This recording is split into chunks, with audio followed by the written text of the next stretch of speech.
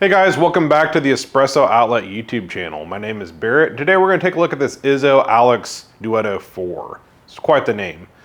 But it's a really cool machine. It's been around for quite a few years and it hasn't been replaced yet just because it is such a just tried and true value-packed E61 espresso machine. So we're going to take a close look at some of the features, some of the things that I do like and don't like about it. And if you're considering this machine, I hope this answers a lot of the questions for you.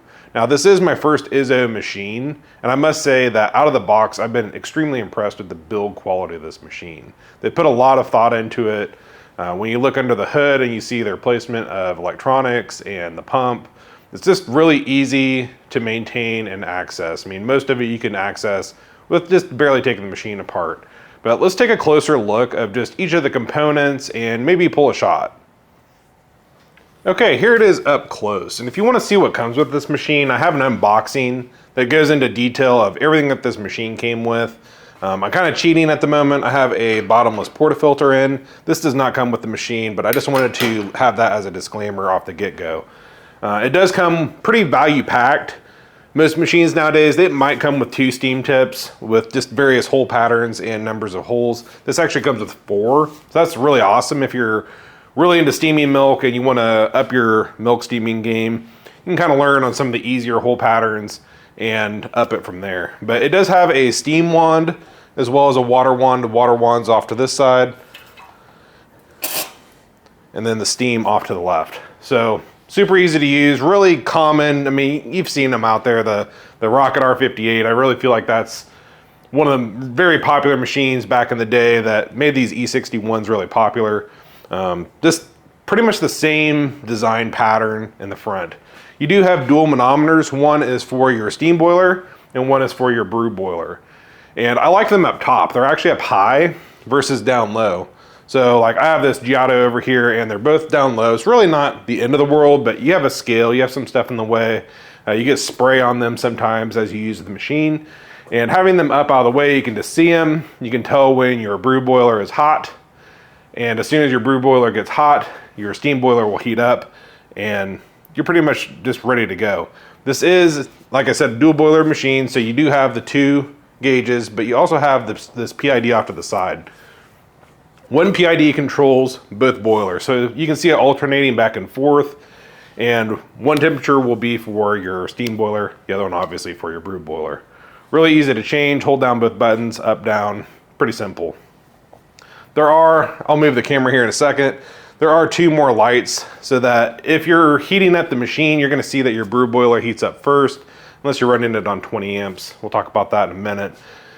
But you're gonna see when your brew boiler is up to temperature, and then it's gonna start heating up your steam boiler and then alternating between the 2. So really when you're up in the morning, you're like, is this thing hot? I mean, yeah, you can touch it, you can feel it's hot, but is it really ready to go? And you're gonna be able to tell with these gauges and these lights when it's ready to go. Usually about 20 minutes, maybe 30 minutes if you're really wanting your group head to be extremely hot and saturated. So pretty cool. Let's go over some of the other features. So I moved my grinder out of the way. There's 2 switches on the back. This is one thing that I kind of don't care for. It's not the end of the world. It's not like they're bad switches. I just feel like off to the side, they're a little bit hard to get to.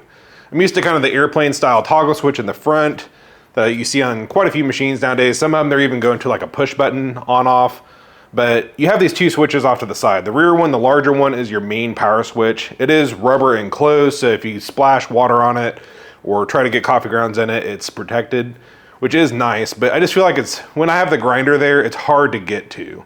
And I just don't feel like they're that aesthetically pleasing. The smaller switch in the front is there if you wanted to turn off your steam boiler. So if you're just wanting it to pull espresso shots and to save a little bit of electricity, you can turn off that second boiler, which is really cool. Machines are doing it more and more nowadays. Usually a switch on the bottom. They put this one on the side. So just know what these 2 switches are for. It's not really that hard to figure out, but when I first got it, it's like, which is the power switch? What's the second one do? So I hope that explains that for you. If you put this on like a smart controller, you're just gonna leave it on anyway. But since this is out of the box set up for 20 amps, Make sure that if you get a smart controller, that it is rated for 20 amps, and I've really not found one. I run 15 amps and I have it set on 15 amps. So just be aware of that if you're gonna run a smart controller on this machine. Okay, so the drip tray on this thing is huge, and I find that to be a really nice feature. I'm gonna show you something else here in a second, but to get the drip tray out, it slides completely forward and it kind of fits into these rails. And what I like about that is it curls around the bottom. And a lot of these machines, the tray will want to rock forward. So it just really locks into place nicely, and it has some magnets on the back, so as you push it in, it's going to keep the tray in place. Really like the drip tray, holds a lot of water. Now, if you plumb this machine, I have this machine plumbed into a water softener, but I don't have the drain line plumbed in. But if I were to plumb in the drain line, there's a rubber stopper in the bottom of your drip tray. And then you have this little catch basin. I'll move my camera here in a sec. It has this little catch basin right here, and it'll drip through that hole into this catch basin, and then you'll have just a flexible pipe that runs out the back of the machine. So really cool if you're gonna completely plumb this machine in, set up right out of the box. This does have a catch basin that you can rotate 90 degrees. So if you wanted your water line to come out the front, for example, you just rotate it 90 degrees, you can run your water line out, or your drain line out the front. I have mine set up to go out the back. I just don't have it plumbed anything. So here's a closer look at that catch basin that goes underneath your drip tray for plumbing in the drain. Really nice and handy. You'll also see there is this valve right here. It's set to main water. So that's gonna be the plumbed version. When it's set to main water, you can plumb a water softener, or if your water is good enough quality, you can just directly plumb it into the machine.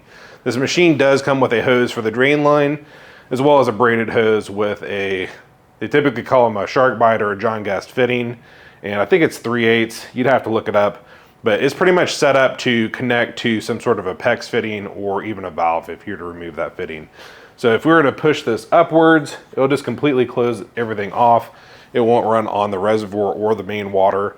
And then if we switch it to this side, this is a water reservoir machine, so it does have a small water tank that you can put filtered water into, and you can run it non-plumbed. So you're set up for really anywhere. Let's say you're moving to a new house and you don't quite have that plumbed line in yet.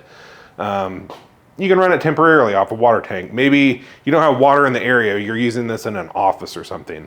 You can just bring in a water pitcher and just run it directly off the tank. So on top of this machine, we have our cup warming rack, and I feel like they did an awesome job with their cup warming rack. Sometimes when you have a water reservoir, they have just like a plastic door in the back, and I just kind of don't like that. It does take up some valuable room. You can place cups on top of it, but you don't get any of that thermal heat coming up through that plastic lid. So in this case, what they did is it is a solid metal top, and you can see I have two kind of larger latte cups, and then I have 4 espresso cups and some room to spare. Even over the water reservoir area in the back, which we'll look at here in a second, it seems to get the cups pretty warm because you just have that thermal heat coming through the metal, and it just heats up the cups very nicely. So we're gonna take all this off.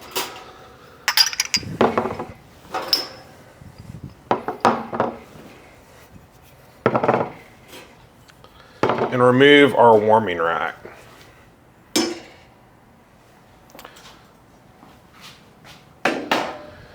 And at the back, we have our water tank. Now, this is something that I don't think they did a very good job on, but I'd say a lot of people that are buying this machine, they're probably not using the water reservoir. They're probably gonna plumb it in.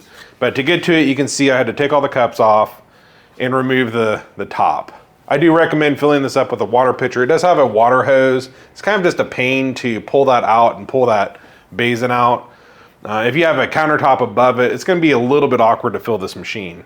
Now, don't feel like this is the only machine like this. Pretty much every machine, E61 machine, is built very similarly. Just sometimes they're a little bit different. Rocket has a metal door that you lift off. Trying to think, one of them has a plastic lid that kind of flips up. So they just do it a lot of different ways. I feel like this one is probably one of the more awkward water tanks. I don't think I'd let that scare me away from this machine, but just know that it is a little bit awkward. So once you fill that up, you're gonna put this back on, and you can put your cups back on. Now, this is a design feature that I do find really nice. The front lip is smooth with the front, and then it just slightly angles down to the back. and the edges just slightly angle up. So while it's subtle, I feel like it just has this very elegant, smooth, well thought out design. Let's put our cups back on real quick.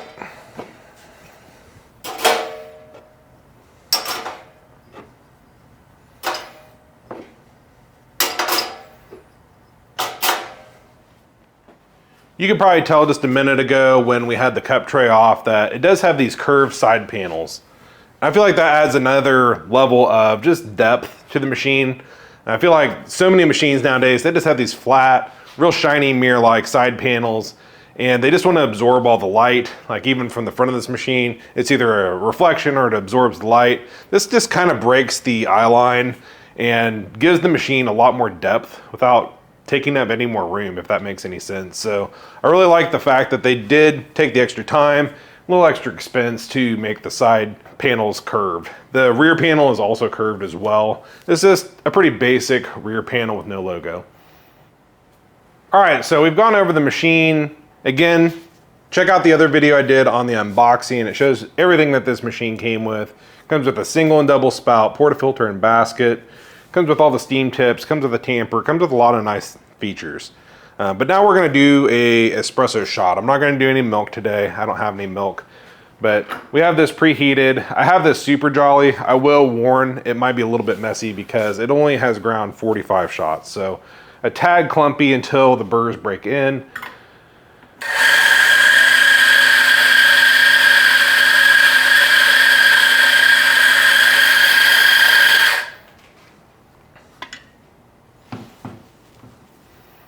Grab my tamper and WD-T tool. Try to break up a couple of those clumps real quick.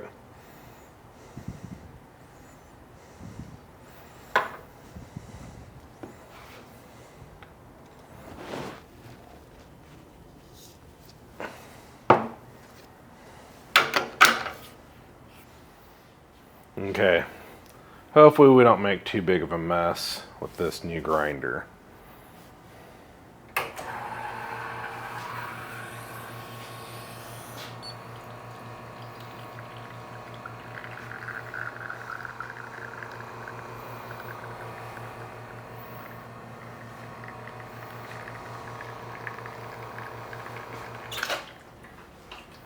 So as you can tell, you have that pretty much whisper quiet pump. You do have some of that hum. Your vibratory pumps are obviously a little bit louder. I feel like the machines that use vibratory pumps nowadays, they've just really improved them so much. But this is such a simple machine that is yet still value packed with the PID, dual boiler, and the price point is pretty awesome, especially with all the accessories that it comes with. So let's take a quick taste of this shot.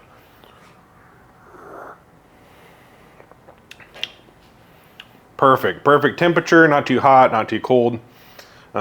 If you had like some sort of like a natural process bean, you could easily change your PID. Pretty much I set mine and just leave it.